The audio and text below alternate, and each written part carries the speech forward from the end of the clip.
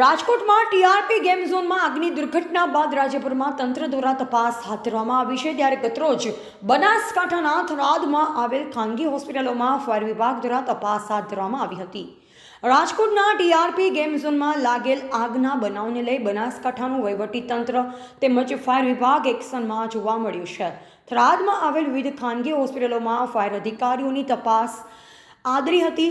થરાદ નગરપાલિકાના chief officer વિપુલ પરમારના માર્ગદર્શન હેઠળ નગરપાલિકાના ફાયર ઓફિસર વિરમજી રાઠોડ સહિત ટીમ દ્વારા ખાનગી હોસ્પિટલોમાં ફાયર સેફટી બાબતે ગંભીરતાપૂર્વક તપાસ હાથ ધરી. ફાયર ઓફિસર વિરમજી રાઠોડે જણાવ્યું હતું કે રાજકોટમાં જે ઘટના બની છે તે પ્રકારની ઘટના ન બને તેને લઈ સાવચેતીના ભાગરૂપે થરાદ શહેરી વિસ્તારમાં આવેલ વિવિધ મોટી ખાનગી હોસ્પિટલમાં ફાયર સેફટીના શું પગલાં લીધેલ છે તેનું ચેકિંગ ચાલુ કરવામાં આવ્યું છે, જેમાં આજ રોજ વિવિધ હોસ્પિટલમાં તપાસ હાથ ધરી અને ફાયર સેફટી બાબતે ગંભીરતાપૂર્વક તપાસ ચાલુ રહેશે તેમ જણાવ્યું. અહેવાલ Murji Chaudhary, DT news live 24 Tharad.